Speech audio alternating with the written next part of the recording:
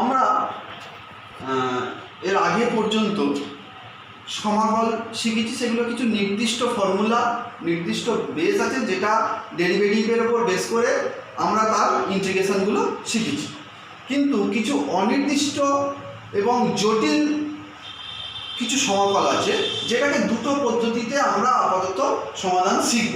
একটা হলো পরিবর্ত বা প্রতিস্থাপন পদ্ধতি, যেটাকে বলা হচ্ছে সাবস্টিটিউশন মেথড। আর একটা যেটা আসছে সেটা হলো integration by parts. Integration by পার্টসটা পরের পর্বে হবে। আজকের পর্বে আমরা যেটা শিখব পরিবর্ত বা প্রতিস্থাপন পদ্ধতি। পরিবর্ত বা প্রতিস্থাপন কথাটার মধ্যেই আছে যে আমাকে একটা কিছু ধরে নিতে হবে, না মানে ধরে নিয়ে অঙ্কটাকে জটিল থেকে সহজতর সিম্পল ইন্টিগ্রেশনে নিয়ে আসতে হবে। তো আমি যদি একটু উদাহরণ জন্য বলি যে integration of FX DX equal to আমি আই বললাম, এটা ইন্টিগ্রেশন আমরা করতাম যে এফএক্স ডিএক্স আই ধরে আমরা ইন্টিগ্রেশন করতাম। তাহলে এখান থেকে আমি বলতে পারি তার মানেই দাঁড়াচ্ছে DI by DX equal to FX, DI by DX equal to FX. এখন এক্স যদি জেড এর একটা কোনো ফাংশন হয়, এক্স যদি জেড এর একটা কোনো ফাংশন হয়, তাহলে আমি কি বলবো যে dx by dz is equal to phi dash z। dx by dx টা phi dash z হবে। এখন এই ইন্টিগ্রেশনটাকে তাহলে আইটা কি হয়ে যাচ্ছে, চেঞ্জ হয়ে যাচ্ছে। আইটা কি হয়ে যাচ্ছে, চেঞ্জ হয়ে গিয়ে আমি যদি বলি আই তাহলে f of phi z dx, কারণ x টা হলো z এর একটা ফাংশন, কিন্তু z এর ফাংশন x এর দিয়ে ডেরিভেটিভ হবে না। তাহলে তখন আমার কি করতে হবে না, এটাকে আমাকে চেঞ্জ করতে হবে, z এ নিয়ে যেতে হবে। সেই z এ কিভাবে আমরা নিয়ে যাব না, আমরা আগে di dz টা বের করে নিই যে এইটাকে যদি আমার z এর রেসপেক্টে করতে হয় তাহলে আমরা কি করব না, তখন আমরা করছি di dz। di dz কে আমি কি লিখতে পারি, di by dx into dx by dz। di by dx আমি যেটা করেছিলাম সেটা হচ্ছে fx, আর dx বাই dz এটা আমার বেরিয়েছিল phi dash z। এখন fx মানে হলো f অফ phi z, তার সঙ্গে phi dash z। তাহলে আইটা কি দাঁড়াচ্ছে, এখান থেকে যদি আই হয় তাহলে integration of f of phi z phi dash z dz। অর্থাৎ ইন্টিগ্রেশনটা ছিল x এর রেসপেক্টে, আমরা সাবস্টিটিউশন করে সেটাকে নিয়ে চলে এলাম z এর রেসপেক্টে। এইটার মাধ্যমে আমরা একটা সিম্পল সলিউশন বের করতে পারি। এখন শুধুমাত্র এইভাবে ফর্মুলা দিয়ে এই অঙ্কে, এই চ্যাপ্টারে অঙ্ক বোঝানো বা অঙ্ক করাটা খুব টাফ, কারণ এখানে আমার অভিজ্ঞতার মাধ্যমে ধরে নিতে হবে যে অঙ্ক করতে করতে, প্রচুর অঙ্ক করতে করতে, প্র্যাকটিস করতে করতে আমার ধরে নিতে হবে যে কোন অঙ্কটা কি ধরলে আমার কতটা সিম্পল ফর্মে আসছে।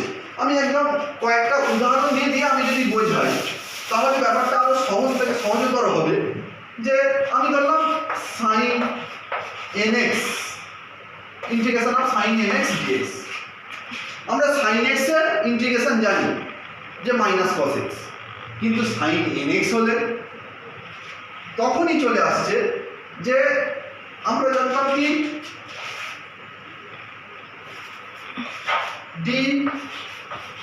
dx of sin x plus c is equal to cos x। তাহলে sin x plus c is equal to integration of cos x। অর্থাৎ কোনো একটা ইন্টিগ্রেশন তার তখনই করা যাবে যার ডেরিভেটিভটা এক্সিস্ট করছে। ডেরিভেটিভ এক্সিস্ট করলে তার ইন্টিগ্রেশন করলে আমরা এটা পাবো। কিন্তু আমরা এই সিম্পল ফর্মগুলো যখন আমরা করেছিলাম কিন্তু আমরা যদি এটা দেখি তাহলে আমরা ধরে নিলাম পুট nx = z, তাহলে কি দাঁড়াচ্ছে যদি বোথ সাইড ডেরিভেটিভ করি n dx = dz, তাহলে dx কি হবে dz/n। তাহলে আইটা ইন্টিগ্রেশনটা কি দাঁড়াচ্ছে যদি আমি মানটা বসিয়ে দিই তাহলে এটা হয়ে যাচ্ছে sin z dz/n, তাহলে 1/n sin z dz মানে মাইনাস cos z, তাহলে মাইনাসটাকে যদি সামনে নিয়ে নিই মাইনাস cos z/n। অর্থাৎ nx এর আমরা ইন্টিগ্রেশন জানতাম না, কিন্তু আমরা যদি পুট করে তাকে যে ফর্মে নিয়ে চলে এলাম z ফর্মে নিয়ে চলে এলাম সেখানে আমার ইন্টিগ্রেশনটা অনেক ইজি হলো। স্টার্ট হয়ে গেছে। এরপরে আমরা যদি আরো একটা দেখি যে integration of 2x sin x² + 1 dx, আমি যদি এটাকে দেখি যে এই ধরনের ইন্টিগ্রেশন কোনো আমার ফর্মুলা ওইভাবে মানছে না, তখন আমরা কি করছি এখানেও তাই আমরা ধরে নিচ্ছি x² + 1 = z, কারণ এর ডেরিভেটিভটা এখানে এক্সিস্ট করছে। যদি আমরা এর ডেরিভেটিভ করি তাহলে 2x dx = dz, তাহলে dx = dz/2x। যদি আমি এখানে মানটা এবার বসিয়ে দিই তাহলে 2x sin z dx মানে হলো dz/2x, 2x কেটে গেল, integration of sin z dz। এটার ইন্টিগ্রেশন আমরা করতে পারবো, z এর মানটা পুট করে দেবো, দিলে আমার অঙ্ক হয়ে গেল যে এটা -cos z + c, z এর মানটা z এর মান কি আমরা z মানে x² + 1 তাহলে -cos x² + 1 + c। আমরা এইভাবে ইন্টিগ্রেশন গুলো করতে পারবো। আমরা যদি আরো একটা উদাহরণ দেখি তাহলে আমাদের আরো সুবিধা হয়। দেখি 3 নম্বর এটা integration of tan 4√x sec² √x/√x। যদি এরকম কোনো ইন্টিগ্রেশন দেয় আমাকে পুট করতে গেলে বললাম ভাবতে হবে যে তার ডেরিভেটিভটা কতটা এক্সিস্ট করছে। √x এর ডেরিভেটিভ এক্সিস্ট করছে না, যদি sec x এর রেসপেক্টে ভাবি সেক্ষেত্রেও হবে কিন্তু তুলনামূলক জটিল হবে। আর tan x যদি আমরা পুট করি যে tan of √x = z, এইটা দিয়ে যদি আমরা করতে চাই তাহলে ব্যাপারটা অনেক ইজি হবে, কিন্তু sec x ধরে করলেও অঙ্কটা হবে কারণ sec x tan x এখানে এক্সিস্ট করছে। আমি যদি এটা ডেরিভেটিভ করি তাহলে sec² √x dx আর তলায় 2√x dz, তাহলে dx = 2√x dz/sec²x। যদি আমি এবারে i এটা পুট করে দিই তাহলে এটা হয়ে যাচ্ছে z⁴ আর sec²x এগুলো মানগুলো বসিয়ে দিলে সব কেটে গিয়ে dz/2 বুঝছি, কারণ sec² dx/√x dx এইটা dz, এই পোরশনটা পুরো dz আর তার সঙ্গে আমার থাকছে 2টা উপরে থাকছে। এবার এটাকে আমরা সিম্পল ফর্মে ক্যালকুলেশন করে নিতে পারবো। আর একটা অঙ্ক যদি আমরা দেখে নিই,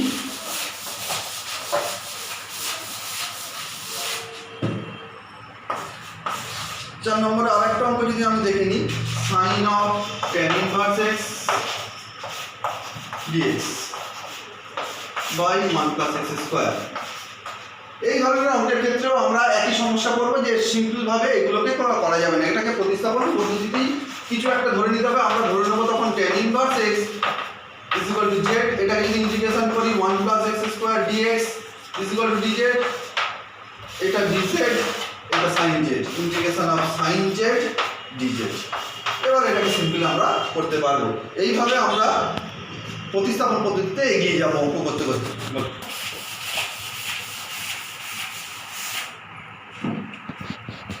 এরপরে আমরা এই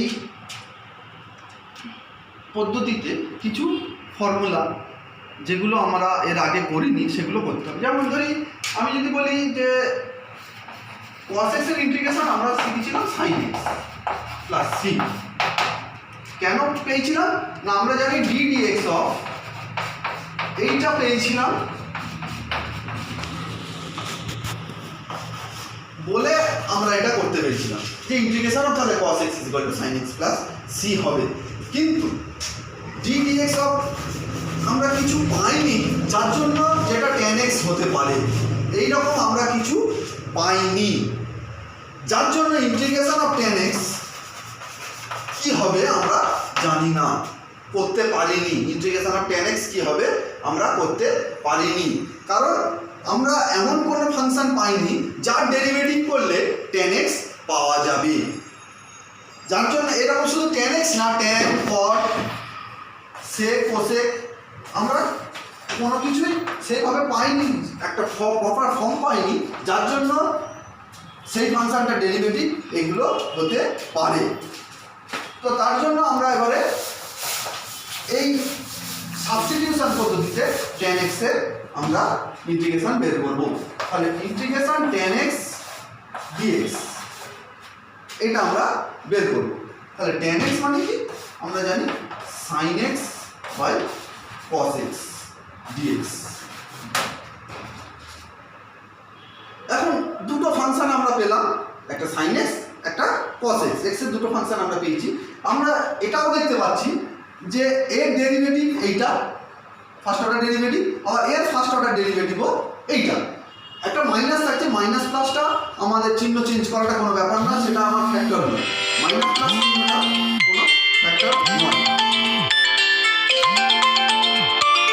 তাহলে এটা ডেরিভেটিভ এটা, এটা ডেরিভেটিভ এটা, তাহলে আমাদের তখন এরকম কনফিউশন তৈরি হবে যে কোনটা ধরে আমি এগোবো।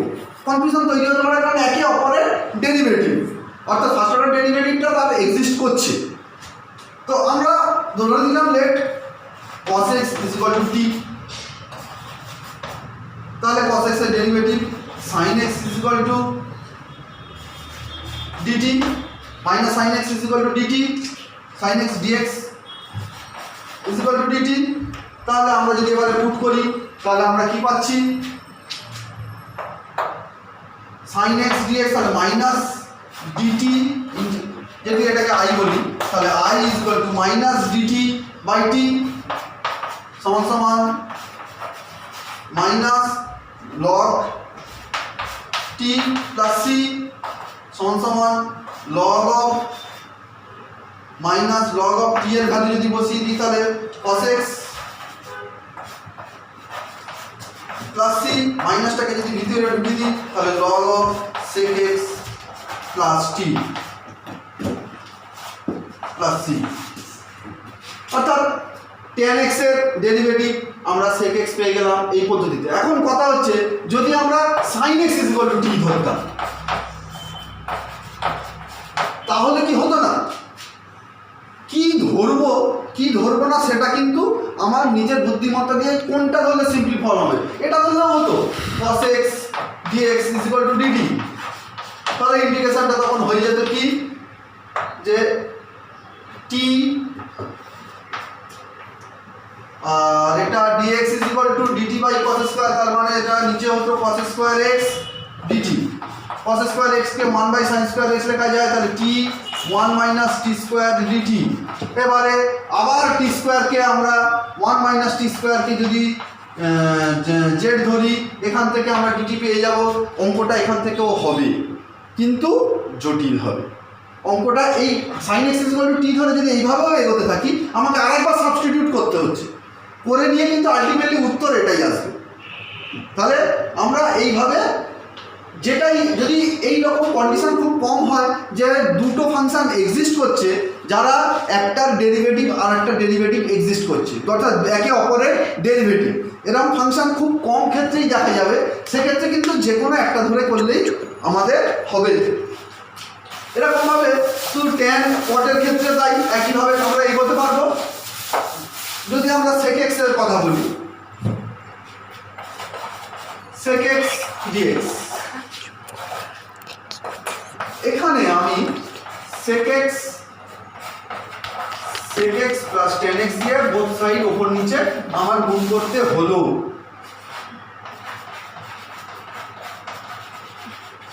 বোথ সাইড আমি গুণ করতে হলো। কেন হলো না আমার তাতে এইবার আমরা সিম্পল ফর্মে আনতে পারবো, তার কারণ এর এবারে আমরা যদি set put sec x plus tan x is equal to z, তাহলে এটা ডেরিভেটিভ কি হবে sec x plus sec x tan x,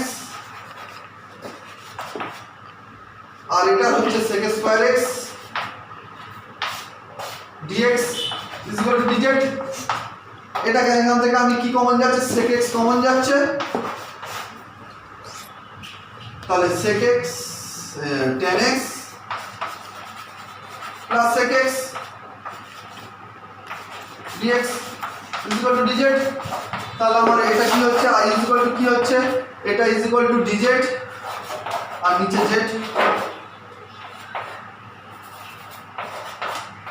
simple ফর্মে চলে এলো। এইভাবে আমরা কোসেকও করতে পারবো, কোয়াটও করতে পারবো, এইভাবে কয়েকটা এইগুলো আমার এবার একটু মনে রাখতে হবে। sec x এর ডেরিভেটিভ কি হবে, cot x, মানে এতদিন আমরা sin x আর cos x এর ইন্টিগ্রেশন জেনেছিলাম, এবারে sin cos tan cot sec cosec সবকটার ইন্টিগ্রেশনই এখন যেমন আমি প্রমাণ করে দেখালাম, এগুলো মুখস্থ করতে হবে। মুখস্থ করে নেওয়ার পরে আমরা অনুশীলনের অঙ্ক এবং যত আমরা এই প্রতিস্থাপন প্রক্রিয়ায় যত আমরা প্র্যাকটিস করব তত আমাদের ধরে নিতে বা সাবস্টিটিউশনটা ঠিক কী করলে কতটা সিম্পল ফর্মে আসছে সেটা করতে আমাদের সুবিধা হবে। এবারে আমরা অনুশীলনীর অঙ্ক আরও বেশ কিছু করতে থাকবো এবং তার যদি কোনো সমস্যা হয় আমরা তারপরে সেটাকে কীভাবে সমাধান করা যায়, কোনটা ধরলে সমাধান দ্রুত হবে, সিম্পল ফর্মে আসবে সেটা দেখব।